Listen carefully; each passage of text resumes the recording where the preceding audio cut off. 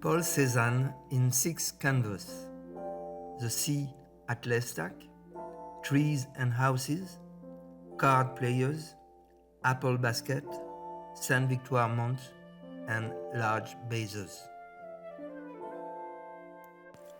The sea at Lestac, year 1878 to 1879.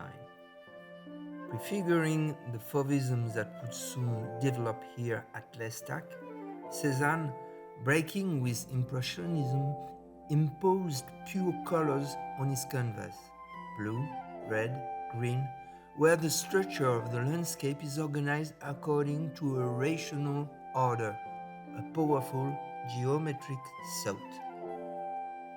His modernity in the graphic treatment of landscapes can now be defined by color, perspective, and geometric forms, with which Cezanne wants his canvas to be solid, full, and balanced. His genius becomes singular, no transposition, no repetition, but reinvention. His language becomes more both customary and innovative.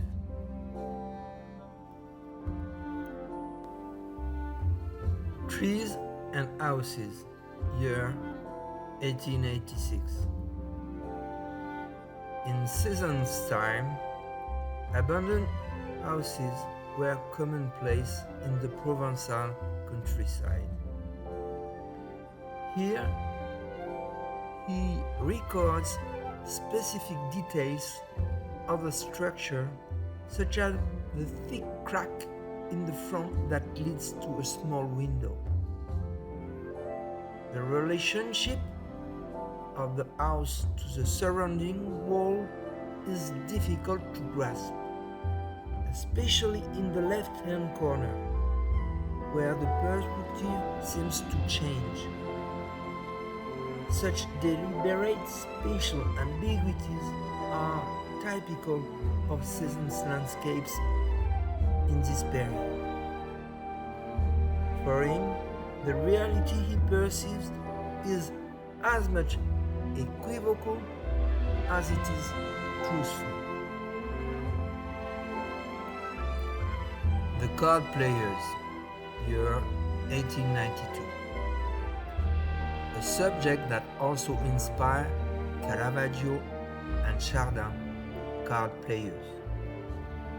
For Cezanne, symmetry is never complete, and in this painting, while the two players' arms form a symmetrical structure, the rest of the picture, though divided in two similarly organized parts, accumulates dissimilarities, contrasts, and oppositions.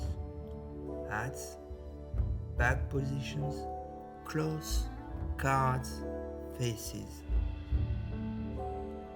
By arranging his figures around a bottle that marks verticality, the two men are antagonistic.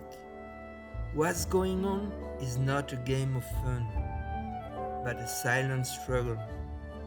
Here, Cezanne seems to invoke the principle of symmetry only to challenge its usual purpose. For him, instead of highlighting similarities, symmetry emphasizes differences. The theme of the card players is the one of vanity. For him, humanity is reduced to its purest expression.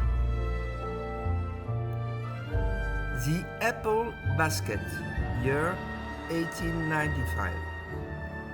The Apple Basket shows how Cezanne uses multiple perspectives, a vivid color palette, and an analytical brush to produce creative composition in opposition to the realistic representation of the day.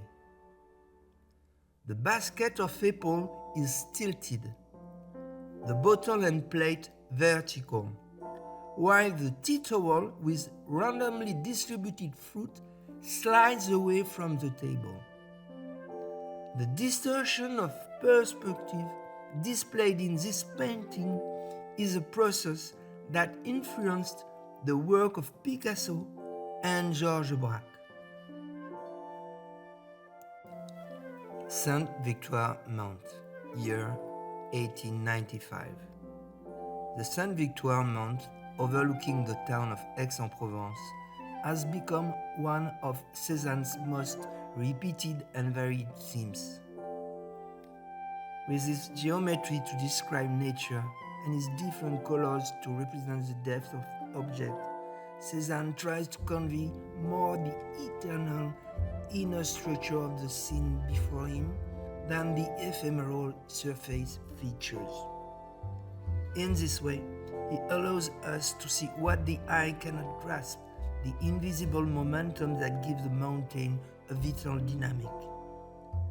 In all, he has created some 30 paintings and watercolors, each time changing something: his angle, the lighting, the specific of the composition, and the mood he's trying to evoke.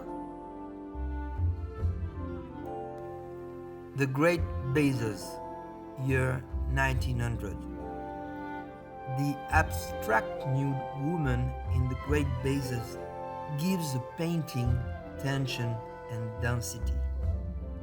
This work is representative of Cezanne's work on symmetrical dimensions, with the nude forms adapted to the triangular motif of the trees and river. With different versions of the Great Bases, Cezanne broke from the traditional presentation of paintings. Cezanne gave a timeless quality to his work, and in so doing paved the way for future artists to ignore the strict trends of the past and paint pieces that would attract more future generations.